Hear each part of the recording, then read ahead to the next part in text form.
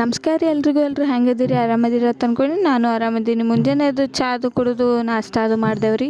ಇವತ್ತು ನಮ್ಮ ಊರಾಗ ಜಾತ್ರೆ ಇತ್ತತ್ತ, ಹಾಗೆ ರೆಡಿಯಾಗಿ ಜಾತ್ರೆ ಕಡೆ ಬಂದೇವ್ರಿ.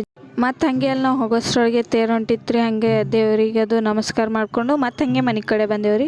ಮತ್ತು ಊಟ ಅದು ಮಾಡಿ ಸ್ವಲ್ಪ ಕೂತು ನಾನು ನಮ್ಮ ಅಕ್ಕ ಇಬ್ಬರು ಸೇರಿ ಹೊಲದ ಕಡೆ ಹೋದೇವ್ರಿ. ಯಾಕಂದ್ರೆ ಹೊಲದಾಗ ಕಡ್ಲಿ ಪಲ್ಯ ಆಗಿತ್ತತ್ತ, ಕಡ್ಲಿ ಪಲ್ಯ ಹಾಕೊಂಬರಕ್ಕೆ ಹೋಗಿದ್ದೇವ್ರಿ. ಅಕ್ಕ ಕೆಲಸ ಮಾಡಂದ್ರೆ ಹೆಂಗೆ ಮಾಡತ್ತಿದ್ರು ನೋಡ್ರಿ.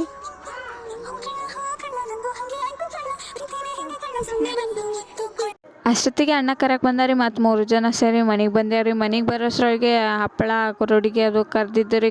ಹಾಗೆ ಎಲ್ಲರೂ ಸೇರಿ ಅವೆಲ್ಲ ತಿಂದು ಹಾಗೆ ಟೈಮ್ ಪಾಸ್ ಮಾಡ್ಕೋತ ಕೂತಿದ್ದೇವ್ರಿ. ಮತ್ತು ಊಟ ಅದು ಮಾಡ್ದೇವ್ರಿ. ಹಾಗೆ ರೆಡಿಯಾಗಿ ಮತ್ತು ಎಲ್ಲರೂ ಸೇರಿ ನಾವು ಹೊಂಟಿದ್ದೇವ್ರಿ ನಾಟಕ ನೋಡೋಕೆ. ಯಾಕಂದ್ರೆ ನಮ್ಮ ಊರೊಳಗೆ ಜಾತ್ರೆ ಇತ್ತತ್ತ, ದೇವಿ ನಾಟಕ ಐತ್ರಿ. ಮತ್ತು ಹಾಗೆ ನಮ್ಮ ಮಾಮನೂ ಅದ್ರೊಳಗೆ ಆ್ಯಕ್ಟ್ ಮಾಡಿದ್ರತ್ತ, ಎಲ್ಲರೂ ಸೇರಿ ಹೋಗಿದ್ದೇವ್ರಿ. ಇವತ್ತಿನ ವೀಡಿಯೋ ಇಷ್ಟ ಆಗಿದ್ರೆ ಲೈಕ್ ಮಾಡಿರಿ, ಶೇರ್ ಮಾಡಿ, ಸಪೋರ್ಟ್ ಮಾಡಿರಿ. Thank you.